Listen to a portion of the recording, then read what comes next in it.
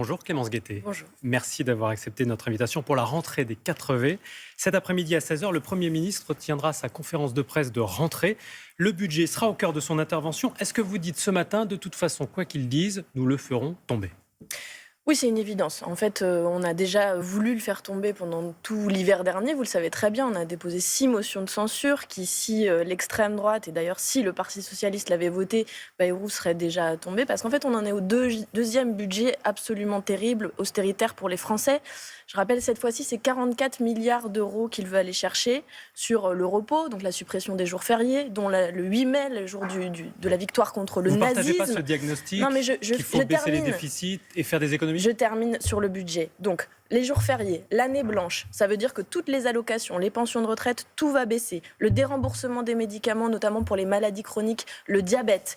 Ce budget contient un tas d'horreurs pour casser les services publics, pour le droit au repos des Français. Et donc non, il n'y a rien à sauver. C'est un budget contribution des hauts revenus, par exemple, terrible.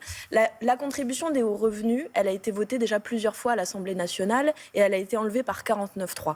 Par le gouvernement de M. Bayrou. Il y a un totem pour la Macronie, c'est ne jamais s'en prendre aux plus riches. Aujourd'hui, la fortune des milliardaires français, juste les milliardaires français, c'est 544 milliards d'euros. Et c'est le budget de 4000 hôpitaux publics, par exemple, en France. Donc il y a un gros problème. Et vous parliez du déficit. Le 6% de déficit qu'on connaît aujourd'hui, c'est à cause de la Macronie. Ce sont les cadeaux fiscaux, ce sont les dividendes versés aux actionnaires, c'est les 1000 milliards de dettes supplémentaires. Donc il faut s'en prendre à ce totem. Et nous, on a des mesures très simples, en fait. De l'argent, il y en a. Je vous disais, il manque 44 milliards aujourd'hui. Je vous en trouve 41 milliards en 2 mesures. La taxe Zuckman sur les très, très riches et l'impôt universel sur les entreprises. Le gouvernement y est opposé. Mais le gouvernement y est opposé parce qu'il se fixe ces totems. Je vous rappelle qu'il y a 10 millions de personnes sous le seuil de pauvreté aujourd'hui dans notre pays. Il faut faire quelque chose. On entend beaucoup, en cette rentrée, bloquer, censurer. On n'entend pas beaucoup négocier. La négociation, ça a été tenté par le Parti socialiste, par exemple, l'hiver dernier. Je vous rappelle que ça a abouti à un conclave absolument bidon sur la réforme des retraites, qu'il faut abroger, qui n'a rien obtenu, le Parti socialiste, que cette réforme des retraites est toujours en place et que d'ailleurs, ça fait partie des revendications du mouvement auquel vous faites référence, notamment pour le 10 septembre, le mercredi 10 septembre, la semaine prochaine. C'est abrogation de cette réforme des retraites et surtout enlever ce budget Bayrou terrible qui est une déclaration de guerre sociale au peuple français. La France Insoumise soutient, vous l'avez dit, l'appel au blocage du 10 septembre. Jean-Luc Mélenchon, ce week-end, a appelé à une grève générale. C'est quoi la grève générale du 10 septembre ? Ça veut dire un jour, ça veut dire une semaine, ça veut dire 3 mois ?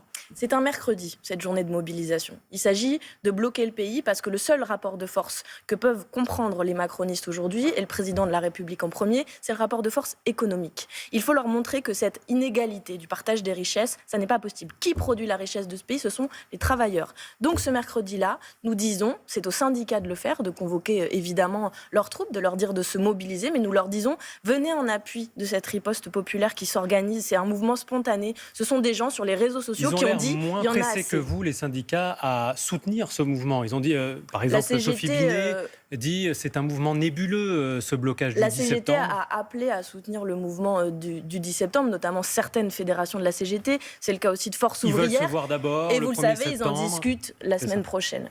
Est-ce que Jean-Luc Mélenchon souhaite que ce 10 septembre soit une démonstration de force ? Est-ce que, comme le dit le ministre de l'Intérieur, c'est la stratégie du chaos ?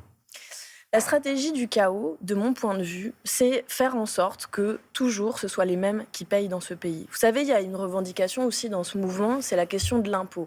Derrière la question de l'impôt, il y a qui participe à alimenter nos services publics et qui s'en met plein les poches. Et tout le monde doit contribuer. Ce sont toujours les mêmes qui aujourd'hui participent, notamment avec la TVA, qui, comme vous le savez, est un impôt que tout le monde paye et qui est extrêmement injuste.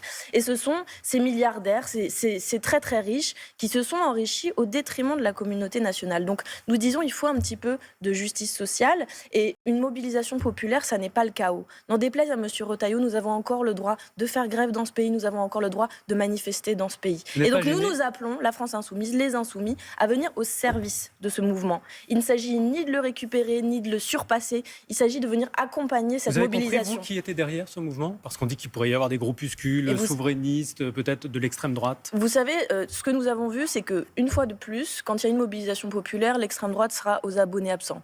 Elle a déjà dit cette mobilisation fait peur, etc. L'extrême droite, c'est très logique d'ailleurs, vient en appui de la Macronie. Madame Le Pen a refusé que la motion de destitution de M. Macron soit examinée. Je l'ai déjà dit, elle a refusé aussi que ses troupes censurent le gouvernement de Bayrou, alors même que ses budgets étaient déjà en train de faire les poches aux Français et qu'ils souffrent et qu'ils galèrent. Donc que l'extrême droite soit absente de ces mobilisations, ça ne nous étonne pas du tout. On va parler de la rentrée scolaire cette fois, Clémence Guettet, dans une semaine. Les associations alertent ce matin car des milliers d'enfants handicapés seraient toujours sans solution, sans accompagnement. Est-ce que les moyens mis en œuvre par le gouvernement sont suffisants ? Bien sûr que non. Bien sûr que non, tout le monde le sait dans ce pays. Ça fait des années que l'école dite inclusive n'a été qu'une promesse vaine de plus de M. Macron. Alors déjà, ce que je veux dire, c'est tout mon soutien aux parents d'élèves, de manière générale, de tous les élèves qui vont faire leur rentrée cette fois-ci, notamment parce que l'allocation de rentrée scolaire, vous le savez, va arriver très tardivement, que le prix des fournitures scolaires a largement augmenté et qu'elle n'a pas été revalorisée au niveau de l'inflation. Ça, c'est pour tous les parents, tous les élèves et tous les profs qui vont faire leur entrée dans une école publique qui est abaissée. Sur le handicap, c'est une situation absolument dramatique. Rien que dans ma circonscription, il manque à peu près 20% d'AESH pour accompagner les élèves en situation de handicap, dans le Val-de-Marne tout à fait. Et rien que dans la ville de Choisy-le-Roi, il manque 40 AESH. Ce sont des femmes qui sont mal payées, qui doivent jongler entre plusieurs écoles, entre plusieurs types de handicap, qui nécessitent une formation rigoureuse. Et pour nous, qui devraient pouvoir être fonctionnaires, être rémunérés correctement et accompagner ces enfants qui en ont beaucoup besoin. Et vous demandez des moyens supplémentaires. Évidemment. Autre sujet, l'ambassadeur américain à Paris est convoqué aujourd'hui au ministère des Affaires étrangères en cause ses critiques à l'égard d'Emmanuel Macron et du gouvernement. Il dénonce notamment l'absence d'action suffisante, je cite, contre l'antisémitisme. Est-ce que vous comprenez, est-ce que vous partagez ces critiques ? Alors, vous le savez, quand l'ambassadeur des États-Unis s'exprime, ce sont les États-Unis qui s'expriment, évidemment. Et là, ce qui se joue, c'est une pression diplomatique contre le président de la République français, en l'occurrence, à la suite des déclarations de Benyamin Netanyahou la semaine dernière, qui a accusé le président Macron d'être antisémite. Pourquoi ? Parce que le génocide à Gaza se poursuit.